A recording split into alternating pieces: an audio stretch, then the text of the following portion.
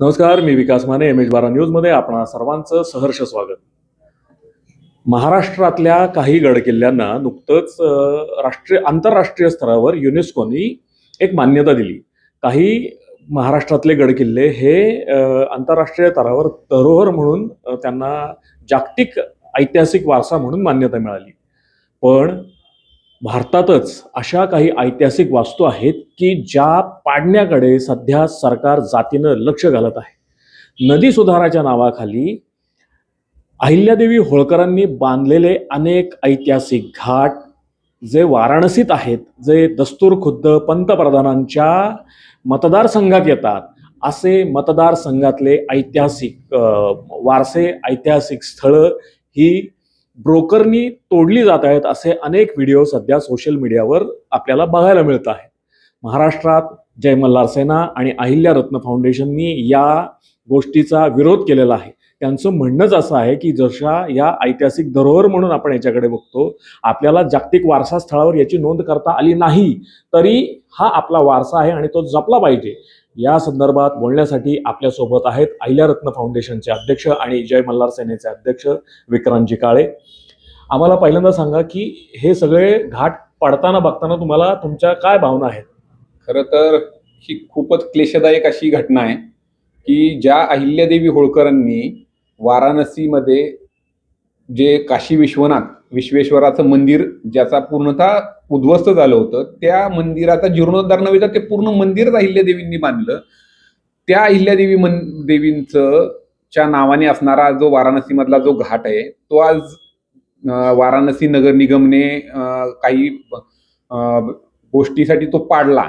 तो डेव्हलपमेंट म्हणजे काय की जे तुमचे जुने घाट आम्ही ज्या 300 वर्षापूर्वी अहिल्यादेवींनी लोकांच्या सुविधेसाठी जो घाट बांधला तो 300 वर्षानंतर तुम्ही पाडताय, जो की आजही सुस्थितीत होता. गेल्या 2 वर्षापूर्वी आम्ही वाराणसीला गेलो होतो, तो घाट पाहून आलो. तिथं गेल्यानंतर आपल्या महाराष्ट्रातली एक लेक 1000-2000 किलोमीटर जाऊन तिथं वाराणसीमध्ये जो घाट बांधते आणि तो घाट आज या नगर निगमने किंवा त्याच्या मागे कोण आहे आता तो खरं तर शोधलं पाहिजे, कारण अतिशय सुंदर असा घाट, तो घाट जर आज तो नगर निगम पाडते तर यासारखं नतद्रष्टपणा या भारतामध्ये कोणी नाही. आज आपण 21व्या शतकात जागतिक स्मारक आपण टिकवण्यासाठी प्रयत्न करतोय आणि आज ती जागतिक दर्जाची स्मारकं जर आपण त्याची तोडफोड करत असेल, तोडफोड नव्हे तर पूर्णतः तो घाटच पूर्ण उद्ध्वस्त केलेला आहे.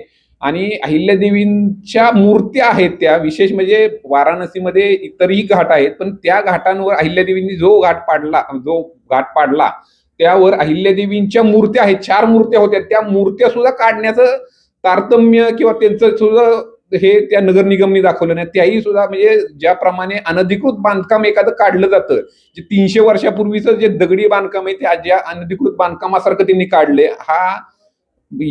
या गोष्टीचा जय मल्हार सेना, अहिल्यारत्न फाउंडेशन आणि समस्त धनगर आम्ही होळकर प्रेमींच्याकडून कडाडून निषेध व्यक्त करतो. आणि हे न भरून येणारं, मी निषेध व्यक्त करूनही यातून काही होणार नाही, हे आम्हाला न भरून येणारं असं हे नुकसान या नगर निगमने आणि त्याच्या मागे असणाऱ्या लोकांनी केलेला आहे. याचा शोध तर आम्ही नक्कीच घेऊ, पण याचा निषेध आम्ही करतोय. जाहीर निषेध आहे आमचा यावर.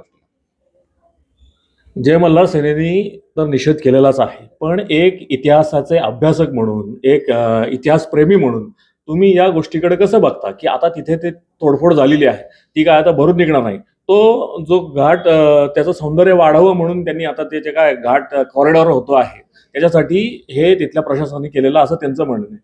होळकर प्रेमी म्हणून तुम्ही याच्याकडे कसे बघता? खरं तर अतिशय निंदनीय आणि दुर्दैवी घटना गेल्या 3-4 दिवसापासून सुरू आहे वाराणसीमध्ये.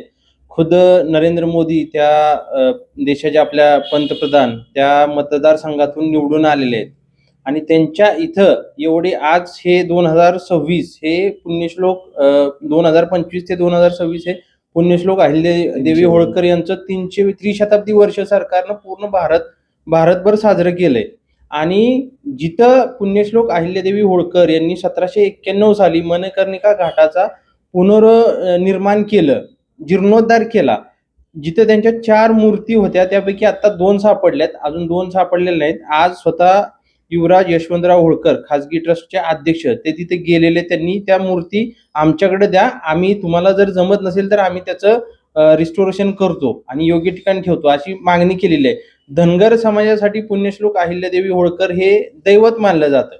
आज त्यांच्या जर ते व्हिडिओ बघितले तर आपण समजेल आपल्याला की काय अवस्था त्या नगर निगमने केलेली आहे.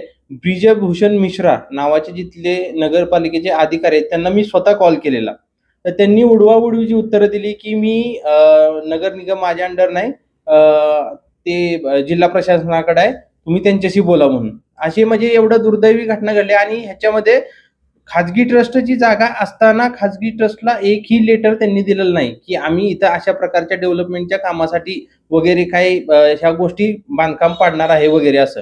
डायरेक्ट त्यांनी बांधकाम पाडून अतिशय म्हणजे लोकांच्या भावना दुखावलेल्या आहेत. समस्त फक्त याच्यामध्ये फक्त धनगर समाजच नाही, समस्त अहिल्याप्रेमी जेवढे आहेत भारतभर सगळ्यांच्या या लोकांनी जाणून आणि मुद्दामहून भावना दुखावलेल्या आहेत. नगर निगम म्हणजे आपल्या प्रेक्षकांसाठी महानगरपालिका तिथली, म्हणजे आपण महानगरपालिकेत झालेले किंवा शासनाचे भ्रष्टाचार बघतो. आज या ज्या वास्तू आहेत, ज्या आपल्या इतिहास सांगतात, या इतिहास नष्ट करून त्या जागी हे भ्रष्ट लोक आपल्या नावाचा उद्घोष करणार आहेत की काय? आता खरं तर ते पाडून झालंय.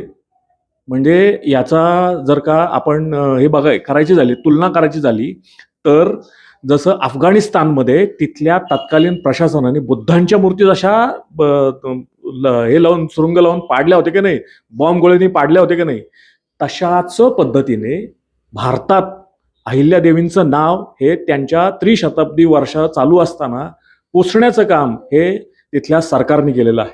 आता हेच बघायचं आहे की याला होळकर प्रेमी, इतिहासप्रेमी, भारतातले इतिहासप्रेमी कसं उत्तर देतात.